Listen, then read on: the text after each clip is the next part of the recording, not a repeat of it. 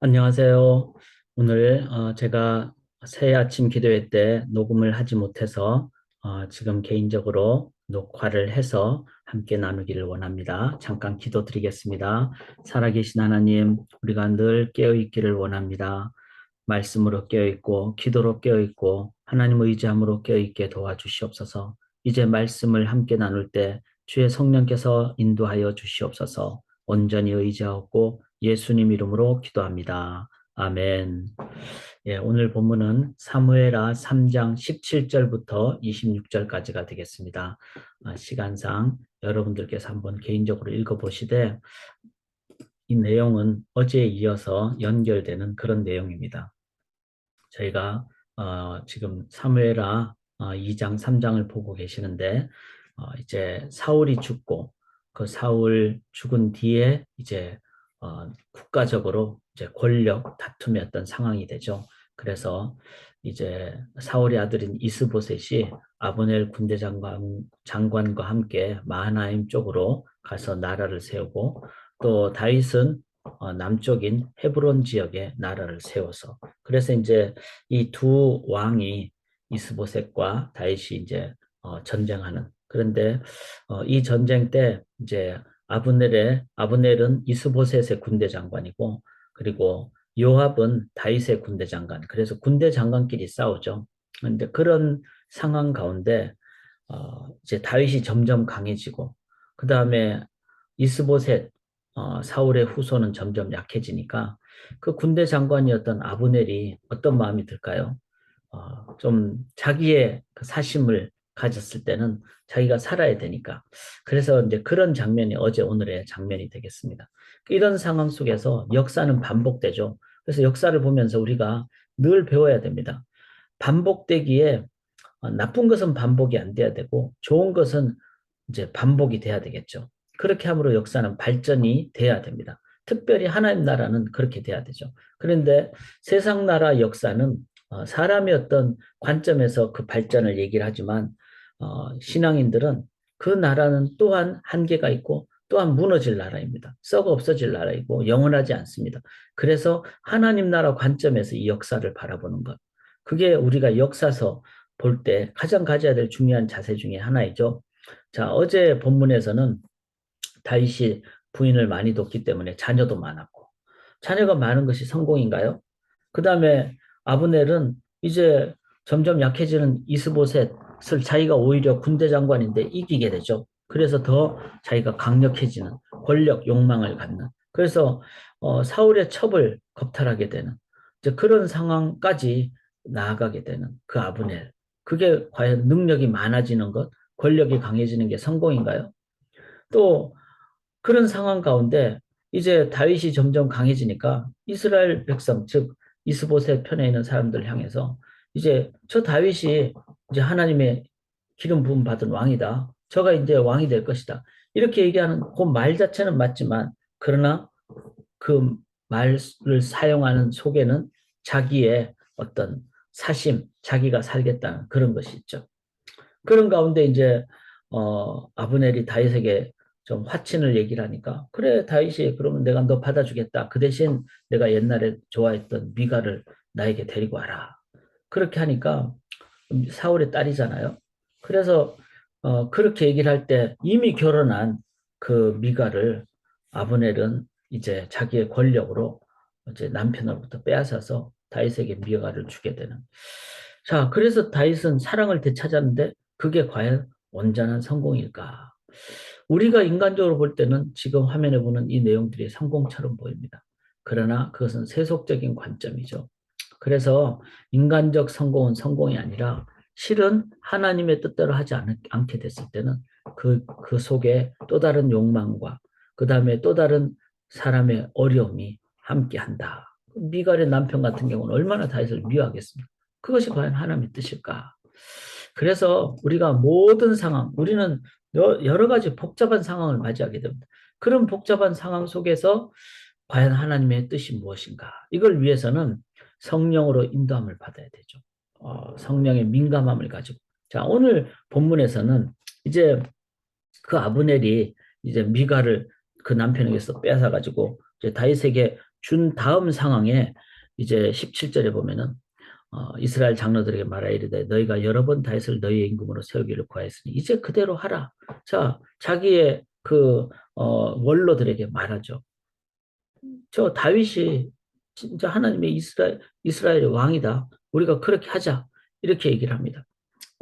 18절에도 내가 내 종 다윗의 손으로 내 백성 이스라엘을 구원하여 블레셋 사람의 손과 모든 대적의 손에서 벗어나게 하리라 하셨음이니라. 이 말 자체는 맞지만 실은 하나님의 말씀을 아브넬은 사용을 하되 자기를 위해서 사용하죠. 그래서 영적으로 민감해야 된다는 겁니다. 이런 입장이 올바른 것 같지만 그 깊은 내면에는 잘못된 동기부여, 모티베이션이 있다. 이 영적 민감함이 없으면 그냥 아브넬을 믿어버리게 되는 것이죠.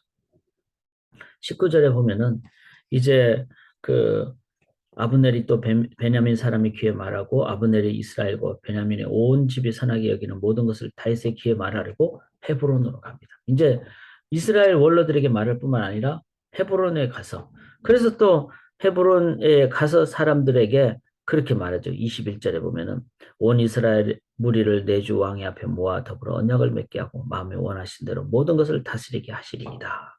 그러니까 당신 원하는 대로 하십시오. 이렇게 말해요. 그러니까 다윗에게 이제 이런 얘기를 하는데 그 하나님의 그 뜻을 이제 다 사용해서 그렇지만 하나님이 정말 자기가 하나님 뜻대로 하겠다는 마음이 있었던가요? 그렇지 않았죠. 다윗 그 아브넬은 자기가 살기 위해서 하나님 말을 사용한 것이죠. 그러니까 하나님의 말을 어떤 관점으로 사용하는가, 또 사람 앞에 하나님 말을 하더라도 어떤 관점으로 하는가. 참 저는 이런 상황을 보면서 특별히 목회자는 항상 하나님의 말씀을 하는 입장이잖아요. 그런데 그것에 저의 가장 깊은 동기부여, 마음 중심은 어디에 있는가? 이거를 돌아보게 됩니다. 21절 보시면은 이에 다윗이 아브넬을 보내면 그가 평안히 가니라. 이렇게 얘기합니다. 그러니까 자, 이런 상황을 봤을 때 다윗이 영적 분별력을 가졌다면 아브넬을 어떻게 해야 될까요? 그 붙잡고 진짜 취조를 하고 중심이 무엇인지 이렇게 봐야 됐을 것입니다. 만약에 다윗이 아브넬을 정말 정확하게 해서 막 이때 잘못된 것은 꾸짖고 이랬더라면은 아마 그 다음에 요압이 자기의 감정 폭발을 안 했을지도 모릅니다. 다윗이 이렇게 안 하니까 이제 요압의 어떤 상황이 되죠. 그래서 그 다음 뭐죠? 전쟁 속에 이제 이런 아브넬이 왔던 것을 보지도 못했던 그런 그 요압은 이제 다 자기가 전쟁 다 끝나고 왔어. 딱 보니까 아브넬이 와가지고 다윗과 그냥 잔치도 벌리고 그리고 평안히 돌아가게 된. 그래서 24절부터 26절까지 보면 요압이 그래. 어찌하여 그를 보내 잘 가게 하셨나이까. 이렇게 이제 요압이 막 다윗에게 항변을 하는 거죠. 그렇지만 요압의 마음속에 또 뭐가 있죠? 크신 하나님의 뜻을 따르기보다는 자기의 막내 동생 아사헬이 이 아브넬에 의해서 죽게 됐잖아요. 아브넬이 그냥 도망가다가 창끝으로 찔러 죽인 그런 상황이었기 때문에 요압은 사적 감정이 아브넬에게 그냥 아주 안 좋았죠.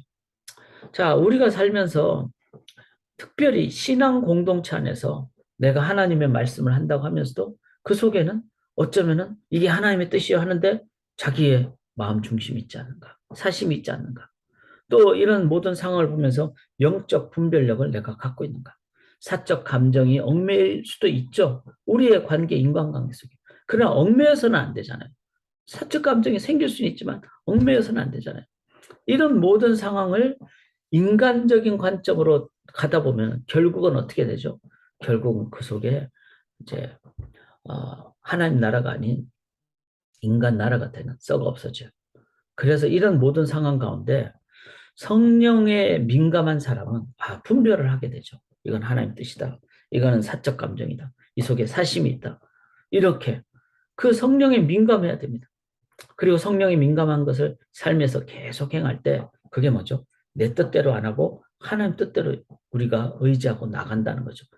이 하나님의 뜻대로 계속 나가는 민감함을 계속 갖게 되는 그리고 하나님에 의해서 이끌림을 받는 내 마음 가장 깊숙한 감정의 영역까지 분별의 영역까지 하나님으로 인도함을 받는 이걸 뭐라 그러죠? 성령 충만함을 받으라.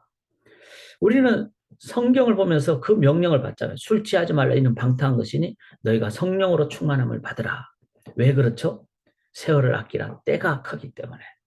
여기서 성령 충만해야 되는 이유는 뭔가 하면요. 때가 악하기 때문에 그렇습니다. 내 마음도 분별하기가 힘들고 또 이 상황도 분별하기가 힘들기 때문에 즉 왜? 때가 악하기 때문에 세상적인 가치관이 막 공격해 오기 때문에 그래서 이러한 때 우리는 때가 악하기 때문에 성령 충만, 성령으로 이끌림을 받을 때 어떻게 됩니까? 세월을 아끼게 되죠. 이 세월을 아낀다는 말은 바로 2주 전 우리 김영환 목사님께서 설교하신 그 make the opportunity 그 다음에 in God's time snapping the opportunity of God 하나님의 그 기회를 놓치지 않고 탁 낚아채는 것을 의미합니다. 우리가 언제 그걸 딱 낚아챌 수 있죠? 항상 민감할 때, 항상 내가 하나님으로 충만할 때, 그때 이 순간이 타이밍이다 하면 딱 낚아채는 것이죠. 이게 정말 필요하다는 겁니다. 성령 충만, 하나님으로 인도함을 온전히 받는, 그러기 위해서는 성경을 통해서 삼위일체 하나님을 많이 알아야 되겠죠. 하나님의 얼굴을 힘써 구하고, 하나님의 뜻을 구하고.